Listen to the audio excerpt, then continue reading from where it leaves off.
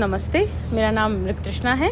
मेरा नाम मूमल है और हम दोनों साथ में एक पॉडकास्ट स्टार्ट कर रहे हैं, मन के धागे, जो कि मानसिक स्वास्थ्य पे बातचीत के ऊपर है। मुझे लगता है अंग्रेजी में तो इसके ऊपर बहुत बातचीत है, बहुत सारा कंटेंट है, बट सिंपल हिंदी में इस बारे में बातचीत कर सके, इसलिए हमें लगा कि हम इसको छोटा सिंपल पॉडकास्ट स्टार्ट करते हैं और हिंदी में बातचीत करते हैं। तो मूमल, अपनी ये जो श्रृंखला है मानसिक स्वास्थ्य वाली, इसमें हम और किन किन स्पेसेस में मानसिक स्वास्थ्य कैसे अपना हिस्सा है, तो हमने घरों की बात कर ली, ऑफिस की बात कर ली, स्कूल्स की बात कर ली, और इन सभी के साथ एक बहुत बड़ा हिस्सा हमारे जीवन का हमारे पब्लिक स्पेसेस है। जिस भी देश में, शहर में हम रहते हैं, वहाँ के पब्लिक स्पेसेस, रोड, सड़कें, कैफ़ेज़, थिएटर्स, ये सभी जगह हैं।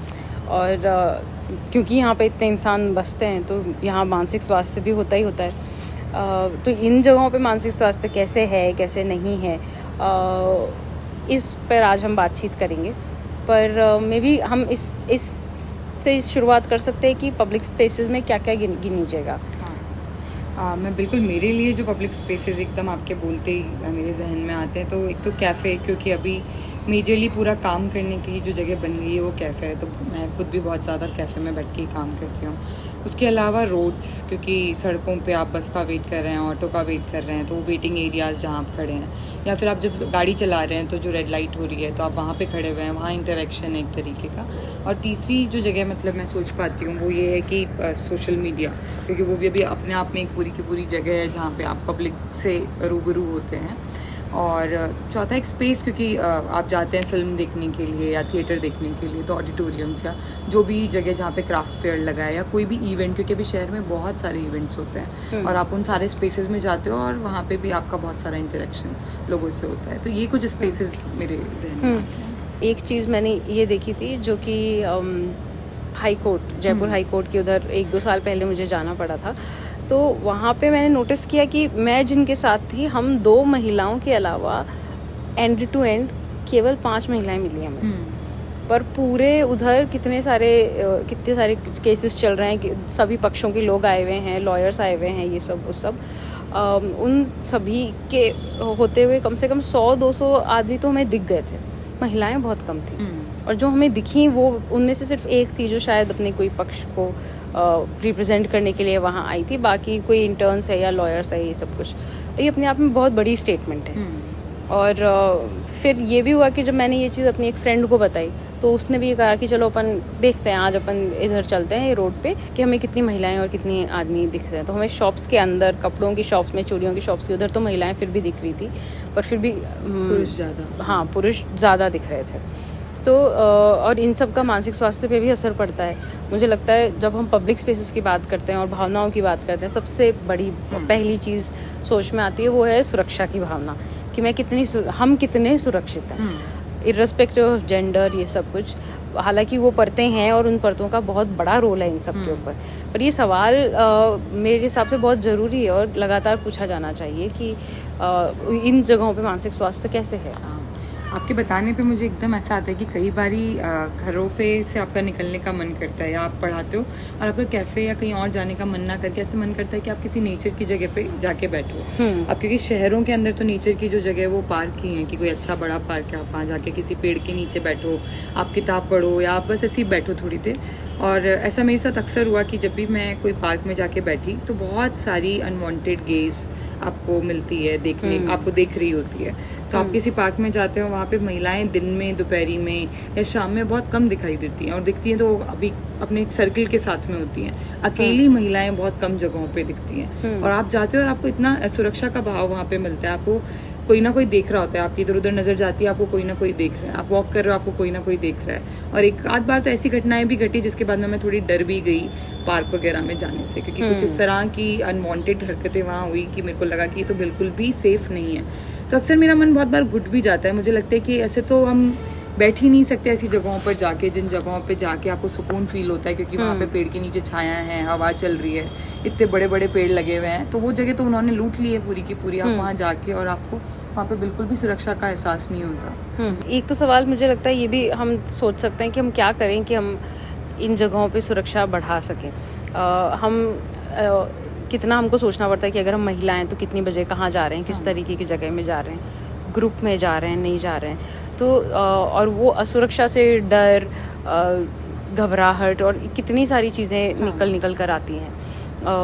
और कितने स्पेस, ये पब्लिक स्पेसेस में और भी कितना होता है कि कितने तरीक़ों से मानसिक स्वास्थ्य आता है। जैसे एक होता है कि इंक्लूसिव कितना है स्पेस, मतलब अगर कोई डिसेबिलिटी फ्रेंडली है कि नहीं, और मतलब सिर्फ डिसेबिलिटी नहीं हो बल्कि और भी कई तरीके। जैसे अभी जब मेरी सिस्टर प्रेग्नेंट थी तो हम मतलब उस समय काफ़ी चीज़ ऐसा सोचना होता था कि कितनी स्पेसेस प्रेग्नेंट लेडी फ्रेंडली हैं।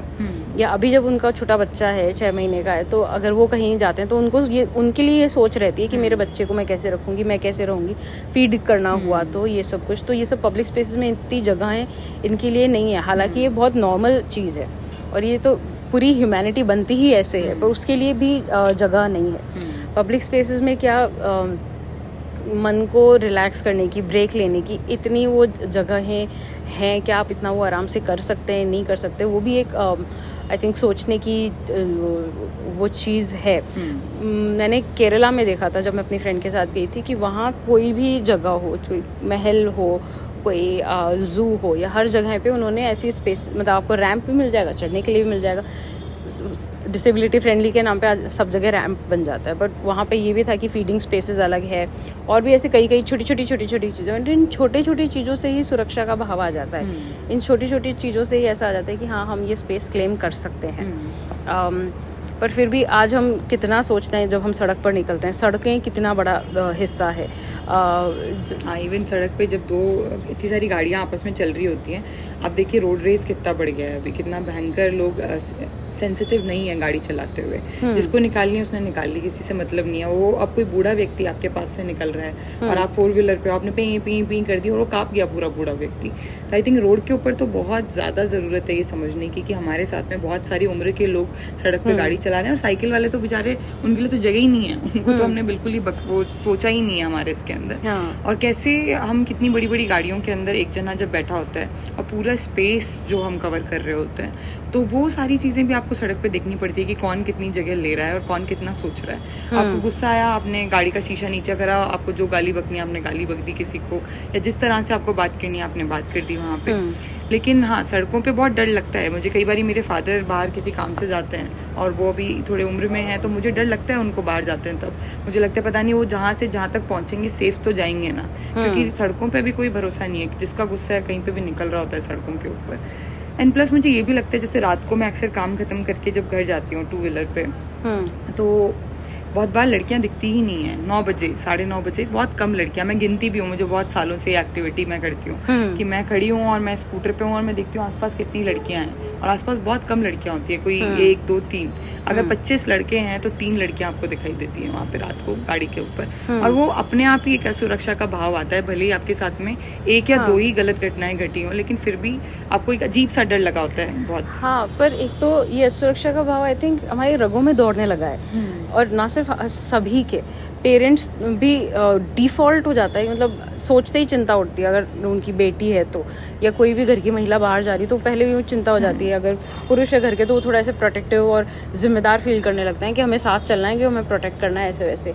और मतलब दुख की बात ये लगती है मुझे कि इनमें कितनी सच्चाई भी है कि अगर एक महिला अकेली जा रही है, या अभी आप खुद सोचना, आप इमेजिन करो खाली रोड पे एक महिला अकेली जा रही है तो क्या भाव आ रहा है, क्या लग रहा है आपको उस लड़की के लिए, क्या चिंताएं हैं आपकी। और अगर वो लड़की अपने किसी मेल किसी इंसान के साथ चल रही है, ग्रुप में जा रही है कुछ लोगों के तो साथ, वो कितना अलग है। वो ग्रुप में जा रहे हैं तो उनकी भावनाएं कितनी अलग है। लड़कियों का ग्रुप है तो भी भावना अलग है, तो भी चिंताएं अलग है, और मिक्स्ड ग्रुप है तो भी चिंताएं अलग है। केवल लड़कों का वो जा रहा है तो चिंताएं वैसे अलग है कि फिर मतलब सभी तरीके की चीज़ों में तो इनका कितना फ़र्क पड़ता है।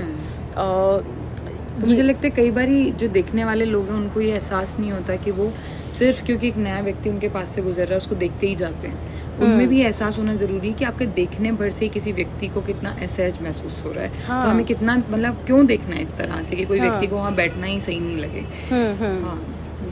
हाँ, एक वो इससे मुझे याद आया, एक वो जया बच्चन की वीडियो भी है ना, जिसमें वो बात कर रही हैं कि हम पब्लिक फिगर्स हैं, हम पब्लिक स्पेस में आए, इसका मतलब हमने आपको राइट नहीं दे दिया कि आप हमारी जैसे चाहो, जब चाहो, जितनी चाहो फोटोएं खींच लो। और अब ये तो अभी कंसेंट बिल्कुल लो। होने लग गया। आप सोशल मीडिया के चक्कर में कोई भी व्यक्ति अपना फोन उठा के वीडियो कहीं पे भी बना लेता है, वो अपने किसी फोटो ले रहा है, पीछे वाले व्यक्तियों को भी ले रहा है। आप हम नहीं चाहते कि हम हर जगह जहाँ हैं वहाँ पे रिकॉर्ड हुए हैं, और हर जगह हमारा कई जगहों पे आप सोशल मीडिया कंटेंट बन रहा होता है, आपकी फोटो खिंच रही होती है, आपको पता नहीं होता, आपसे पूछा नहीं जाता। हम नहीं चाहते। हम यहाँ पे आए थे कि हम एकदम बैठेंगे, हमें सबको नहीं अनाउंस करना कि हम किस जगह पे जाके बैठे हैं। हाँ। और आपसे बिना पूछे वो फोटोज क्लिक हो रही है और कहीं ना कहीं किसी ना किसी प्लेटफॉर्म पे जा रही है। हाँ, और मैं मेरी अपने हिसाब से अपनी तरीके से खींचूं, किसी और, मेरी एजेंसी है ना वो, तो ये तो मेरा निर्णय है कि मुझे कब फोटो खिंचवानी है, कब नहीं खिंचवानी, कहाँ कैसे खिंचवानी है, किस तरीके से खिंचवानी है। तो ये तो बेसिक रिस्पेक्ट होता है। अभी मैं अगर आपकी लेना चाहूँ फोटो, आपसे पूछ के फिर ऐसे करके अपन लेंगे। पर कितनी बार ऐसा होता है कि अब वो कोई और अपना कंटेंट बना रहा है, इसलिए आप उसका पार्ट हैं, तो और गुस्सा हो जाते हैं कि भाई आप कैसे इसको नहीं करने दे रहे। तो ये जो पूरा आया है, एक पूरी लहर आई है कंटेंट बनाने की, कि आप हर किसी ना किसी तरीके से किसी ना किसी कंटेंट का हिस्सा हो ही जा रहे हो, और वो फिर आपको कैसा महसूस करवा रहा है। बहुत। हाँ। और सोशल मीडिया अपने आप में मुझे लगता है कि ऐसी जगह अभी पूरी बन गई है जहाँ पे हम जीवन जी तो रहे हैं, साथ साथ में हमें जीवन को रिकॉर्ड भी करना है, क्योंकि हमें हर पल ये बताना है कि हम किस तरह का जीवन जी रहे हैं। और वो पहले हम सिर्फ जीते थे, अब उस जीने को पूरे टाइम हमें डॉक्यूमेंट करना पड़ रहा है, और डॉक्यूमेंट करके साथ के साथ शेयर भी करना पड़ रहा है। और आप एक साथ में अभी हाल ही में हम लोग क्योंकि एक नाटक बना रहे हैं अभी डिजिटल रिफ्लेक्शंस के ऊपर, कि हमारी जो ज़िंदगी पूरी डिजिटल हुई है उससे हमारे ऊपर कितना असर हुआ है। क्योंकि नॉर्मली कहा जाता है कि इंसान जो है वो है धीमे पेस से चलने वाला व्यक्ति, वो इतना जल्दी सब कुछ नहीं कर सकता। पर कहीं ना कहीं जब आप अपने घर बैठे होते हो और आप 900 लोगों की जिंदगियां एक साथ देख रहे होते हो, स्टोरी अपडेट्स देख रहे होते हो उनकी, दिन भर में वो कहाँ जा रहे हैं, वो क्या खा रहे हैं, वो कैसे कपड़े पहन रहे हैं, उनकी लाइफ के इवेंट्स, आप कुछ भी कर रहे हो आपको ये लगता है कि आप पीछे छूट रहे हो, है ना। आपको कहीं ना कहीं किसी को लगता है कि मैं दिखने में पीछे छूट रही हूँ, किसी को लगता है कि मैं करियर वाइज पीछे छूट रही हूँ, कोई को लग रहा है ये तो यूरोप ट्रिप पे गए हैं गर्मी में, हम तो यहीं बैठे हैं गर्मी के अंदर राजस्थान की। तो बहुत सारी चीज़ों पे आपको ये एहसास होने लगता है कि आप ज़िंदगी में उतने आगे नहीं बढ़ रहे हो जितना ये व्यक्ति आगे बढ़ रहा है। और कहीं ना कहीं वो भाव भी जाने लग गया अर्जेंसी का, कि जब किसी को ज़रूरत होती है तो हमें वहाँ फिजिकली होना चाहिए। हम एक मैसेज करते हैं और हमें लगता है कि हमने वो कर दिया है। जैसे कल ही मैं एक दोस्त से मिली जिसने अपने भाई को खोया है रिसेंटली, और उसने कहा कि मेरे दोस्तों के सिर्फ मैसेजेस आए, बहुत ही कम लोग थे जो आए, जबकि वो एक ही शहर में थे। तो वो भी चीज़ मुझे फील होने लगी, और हम सब लोगों ने यही बात करी कि वो भाव ही हम में से जाने लग गया है कि हम पहुँचे और हम किसी के लिए हो पाएँ, क्योंकि हमें लगता है हमने मैसेज कर दिया, और मैसेज कर देना भर जो है वो हमने हमारी जो ड्यूटी है वो फुलफिल कर दिया एज ए फ्रेंड। और ये तो सोशल मीडिया तो अपने आप में मुझे जहाँ तक समझ आता है कि वो बहुत फ़ायदे भी हैं, लेकिन वहीं बहुत सारी चीज़ें हैं जो थोड़ी सी वैसी भी है। पब्लिक प्लेटफॉर्म है, और इससे मुझे ये भी लग रहा था कैसे वो शुरू इस चीज़ से हुई थी ये, कि आपको आप न्यूज़पेपर पढ़ते हो, आप दुनिया जहान की चीज़ें देखते हो, पर एक जगह ऐसी भी हो कि आपको अपने अपनों की एक्टिविटीज़ पता चले, उनके जीवन में क्या हो रहा है मोटा मोटा पता लगे। वहाँ से होते होते अब तो ये इतना वो बढ़ गया है कि इसमें आप कैसे दिख रहे हो, उससे आपकी सोशल कैपिटल क्या है, आपके फॉलोअर्स कितने हैं, मतलब आपके कितने लोग आपकी ट्रेंड लाइक करते हैं। हाँ, लाइक और रीशेयर और रीपोस्ट, ये सब कुछ वो कितना, और वो बनाते भी ऐसे जा रहे हैं। मैं तो हमेशा ये कहती हूँ कि भाई एक तो ये एडिक्टिव भी है, और ऐसे लोग बैठे हैं जो कि लाखों की सैलरी ले रहे हैं पर मंथ उसको और एडिक्टिव बनाने के लिए, उसको और इस तरीके का बनाने के लिए, क्योंकि वो चाहते हैं कि आपकी अटेंशन उस पर जाए। आज कितने लोगों का ये एक्सपीरियंस है कि वो 30 सेकंड या सोचते हैं 5 मिनट इस पर रेस्ट कर लेते हैं, फिर हम बाद में दूसरा देखेंगे या कुछ और करेंगे, और वो 5 मिनट का आधा घंटा 2 घंटा कब हो जाता है पता ही नहीं चलता है। वो इसलिए भी पता नहीं चलता क्योंकि हाँ आप भी उसमें खो गए, और वो बनाया भी ऐसा है कि वो आप उसमें खो जाओ। आप उसमें बिल्कुल समय का ध्यान, किसी चीज़ का ध्यान ना रहे, और ऐसे फीचर्स ऐड होते जा रहे हैं जिनसे जजमेंट और होता जा रहा है। तो आई थिंक पब्लिक स्पेसेस में एक ये भी चीज़ बहुत होती है, क्विक जजमेंट, कौन कैसे चल रहा है, क्या कपड़े पहन रहा है, किस में से निकल रहा है, कहाँ घुस रहा है, इस पर जजमेंट कर देते हैं हम। तो इन पर्सन भी ये हो जाते हैं, और अब सोशल मीडिया पर भी ये हो रहा है। तो आपको हमेशा लगता है आपको देखा जा रहा है, हाँ। आप हमेशा, आपको ये एहसास रहता है कि मैं जहाँ पे भी जा रही हूँ वहाँ पे मुझे देखा जा रहा है, कई जगह पे अनवांटेड गेज है, कई जगह पे अलग तरह से देखा जा रहा है, तो आप हमेशा एक प्रोडक्ट की तरह हर जगह पे वॉक कर रहे हो, आपको ये फीलिंग आती है। और आपको कई बार मन करता है कि ये सब हटे और आप एकदम फ्रीली ब्रीथ कर पाएं, जहाँ पे कोई भी इंसान आपको देख नहीं रहा है, और आप एकदम नेचुरली रह पाएं और फ्री रह पाएं। क्योंकि सोशल मीडिया, जैसे अभी मेरी कज़न है जो मुझसे काफ़ी छोटी उम्र में, मैं उससे काफ़ी इस बारे में बात करती हूँ, तो जो ट्रेंड्स आते हैं या फिर बॉडी को लेके जो ट्रेंड्स आते हैं, क्योंकि आप विदेशी मॉडल्स की बॉडीज़ जब देखते हो और आपको लगता है कि बॉडी ऐसी होनी चाहिए या शक्ल ऐसी होनी चाहिए, जब आप देखते हो कि कोरियन ग्लास स्किन ऐसी होती है और आप वो वीडियो देखते हो और वो एकदम जूम आपके स्किन पे ऐसे आपसे बात कर रहा होता है, आपको लगता है यार मेरी स्किन पे ही है ना। एंड देन मेरे साथ ये हुआ कि मुझे बीच में लगने लगा शीशे में देखते हुए कि यार ये क्रीम लगाई क्विकली चेंज क्यों नहीं हुआ, because you see so many videos of quick transition की, ये किया और चेहरा बदल गया पूरा का पूरा।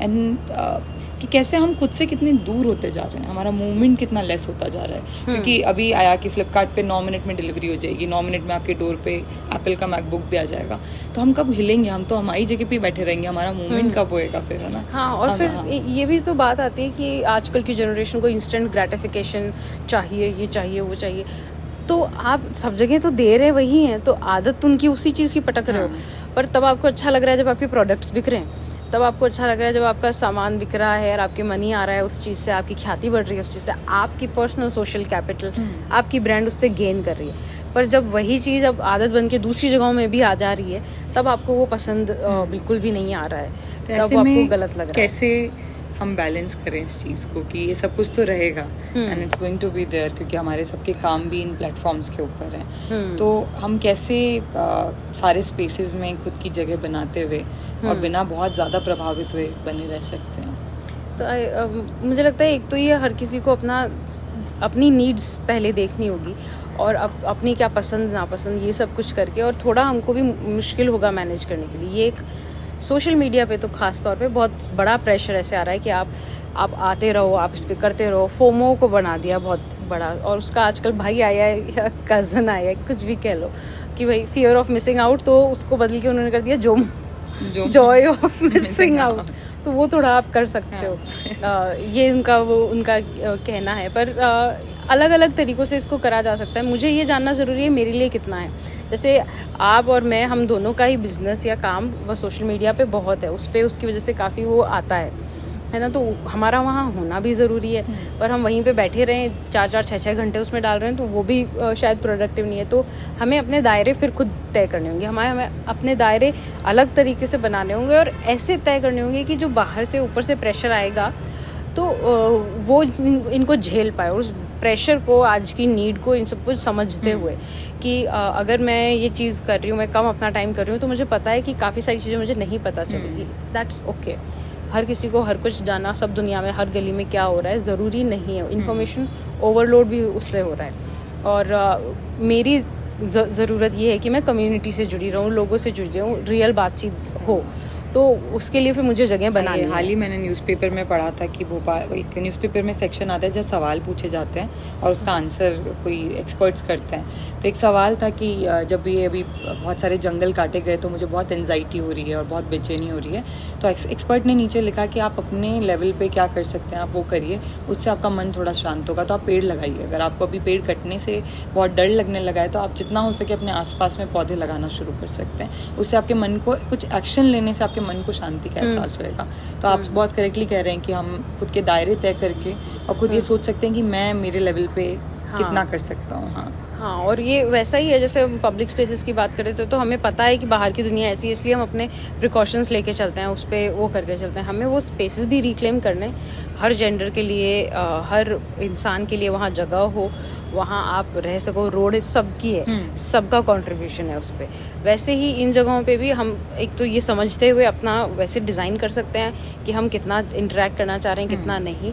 हमें हमारा तो खुद के साथ टाइम स्पेंड करना, खुद की ज़रूरतों को पहचानना, और ये समझना कि ये बदलता रहेगा। सर्दियों में शायद थोड़ा अलग दिखेगा, गर्मियों में अलग दिखेगा, कुछ ट्रेंड हो रहा है जब अलग दिखेगा, नहीं हो रहा है तब अलग दिखेगा।